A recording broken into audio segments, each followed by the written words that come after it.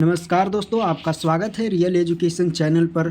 तो आज की इस वीडियो में हम लोग देखने वाले हैं बहुत ही महत्वपूर्ण टॉपिक और बिल्कुल यहाँ पे कक्षा 10 का है और ऑब्जेक्टिव देखेंगे। ठीक है, 40 ऑब्जेक्टिव देखेंगे। उससे पहले कि आप लोग जितने भी चैप्टर है उसको एक बार देख लीजिए, क्योंकि चैप्टर से आप लोग के कितनों तो 5 से अधिक क्वेश्चन पूछा जाएगा। 5 से अधिक क्वेश्चन पूछा जाएगा केवल चैप्टर से। तो एक बार आप लोग एक बार देख लीजिएगा। ठीक है, देखिए सबसे पहले सन विभाजन और जाति प्रथा के लेखक कौन हैं? यहाँ पे भीमराव अंबेडकर हो जाएगा। 20 के दांत के लेखक कौन होंगे? तो ललिन बिलोचन शर्मा। थर्ड है भारत से हम क्या सीखें? Max Muller. नाखून क्यों बढ़ते हैं? हजारी प्रसाद द्विवेदी। नागरी लिपि गुना कर मूल्य। उसके बाद बहादुर अमरकांत। नेक्स्ट है यहाँ पे परंपरा का मूल्यांकन, रामविलास शर्मा यहाँ पे हो जाएगा। और जीत जीत में निरखत हूँ, यहाँ पे क्या हो जाएगा? बिरजू महाराज हो जाएगा। अभिनयों के लेखक कौन हो जाएंगे? अशोक वाजपेयी हो जाएंगे। मछली विनोद कुमार शुक्ल। और यतेंद्र, यहाँ पे यतेंद्र मिश्र क्या हो जाएंगे? नवबत खाने में इबावत।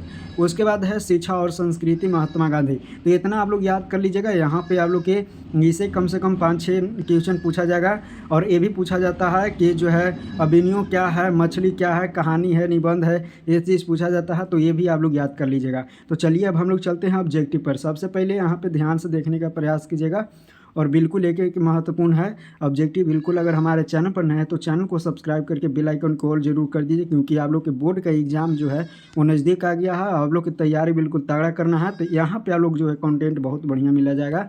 तो चैनल को सब्सक्राइब करके बेल आइकन को ऑल जरूर कर लीजिए। देखिए खंड जो है ये हिंदी है, गद्य खंड हो गया। यहाँ पे पार्ट 2 है 20 के दांत। देखिए किसके अनुसार जो है सेनों ने सिद्धांत को भी बदल दिया था? तो यहाँ पे राइट आंसर क्या हो जाएगा? तो खोखा के अनुसार राइट आंसर हो जाएगा यहाँ पे बी। यहाँ पे आंसर जो है सामने दे दिए हैं इसलिए ताकि आप लोग के पीडीएफ जब मिलेगा तो पीडीएफ से आप लोग के आंसर देखने के लिए बेर बेर इधर से उधर नहीं जाना पड़ेगा, आप लोग के डायरेक्ट यहीं से याद हो जाएगा। तो यहाँ देखिए नेक्स्ट है यहाँ पे क्या चीज़ कि ऐसे ही लड़के आगे चढ़कर गुंडे चोर डाकू बनते हैं। यह पंक्ति कहानी के किस पात्र ने कहा है? तो किस पात्र ने कहा है? तो याद रखिएगा सेन साहिबा ने। बिल्कुल राइट आंसर हो जाएगा। नेक्स्ट है कि 20 के दांत के लेखक कौन हो जाएंगे? तो अभी बताएं 20 के दांत के लेखक कौन हो जाएंगे? तो नलिन बिलोचन शर्मा। राइट आंसर यहाँ पे ए हो जाएगा। नेक्स्ट है यहाँ पे कि 20 के दांत समाज के किस वर्ग की जो है मानसिकता उजागर करती है? तो किसकी उजागर करती है? तो मध्य वर्ग। बिल्कुल राइट आंसर हो जाएगा।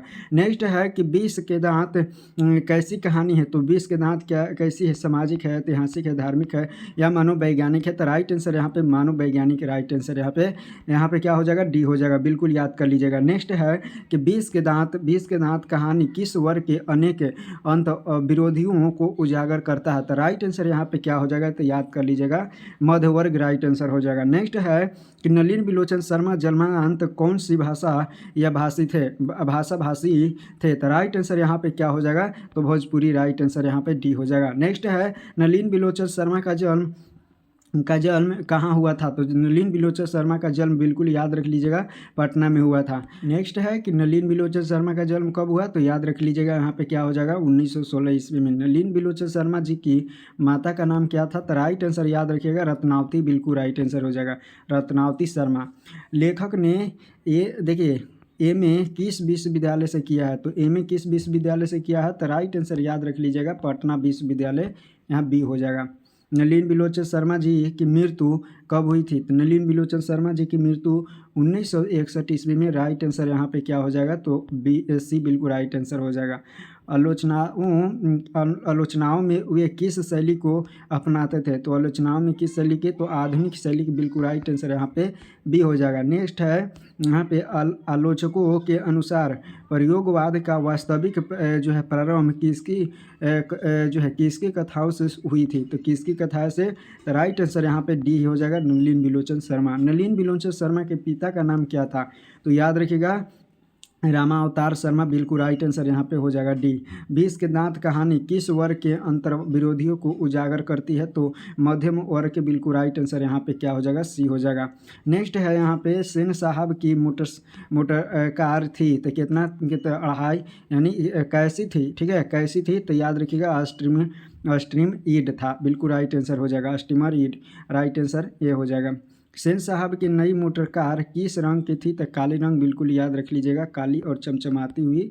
बिल्कुल। सेन साहब की कितनी बेटियां थी? तो 5 बेटियां, बिल्कुल राइट आंसर याद रख लीजिएगा।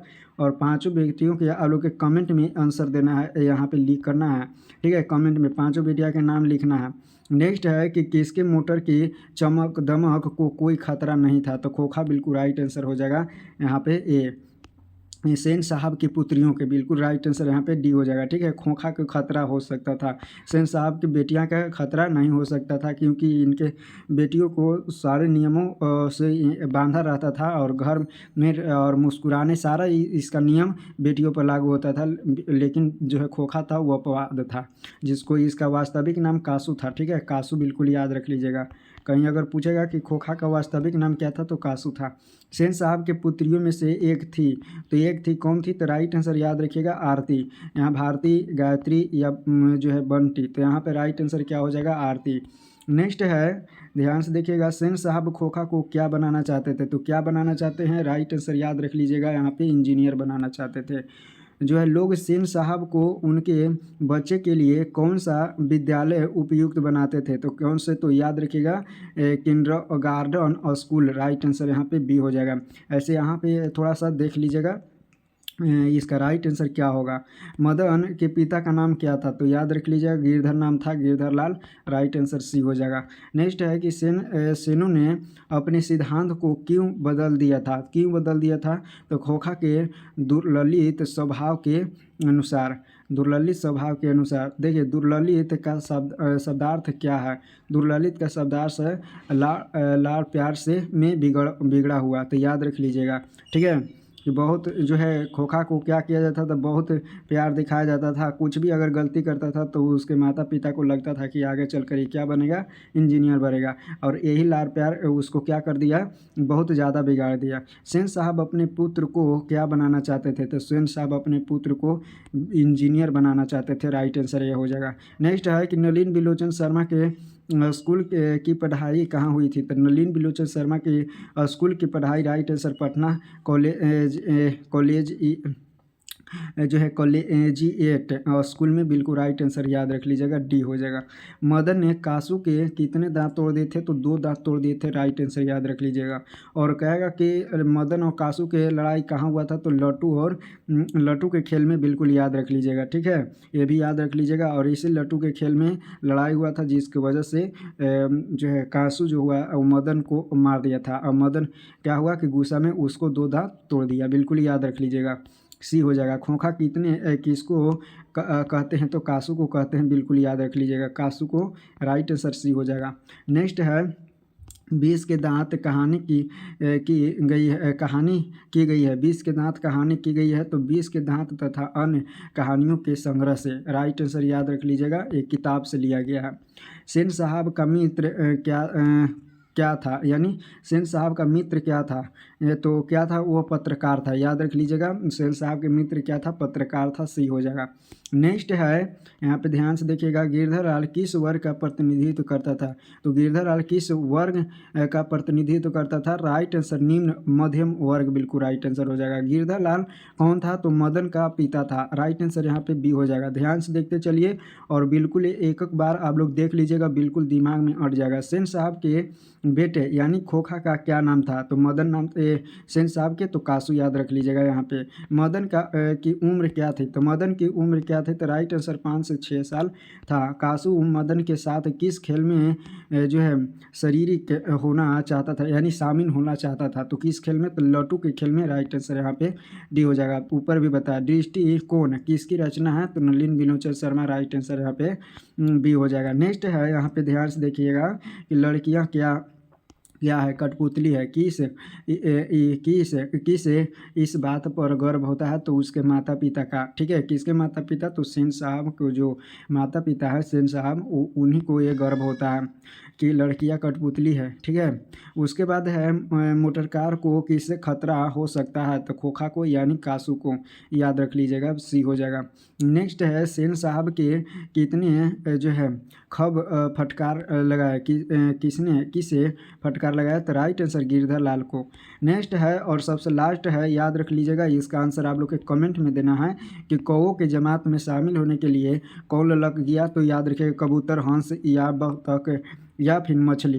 तो याद रख लीजिएगा इसका राइट आंसर क्या हो जाएगा, आप लोग के कमेंट में देना है। तो ये 40 प्रश्न आप लोग को कैसा लगा, और बिल्कुल महत्वपूर्ण है, ये याद कर लीजिएगा। इससे आने वाला चैप्टर से एक भी ऑब्जेक्टिव क्वेश्चन नहीं छूटेगा, तो इसको याद कर लीजिएगा, ठीक है। तो चलिए मिलेंगे नेक्स्ट वीडियो में, तब तक के लिए आप लोग इसको याद कर लीजिए।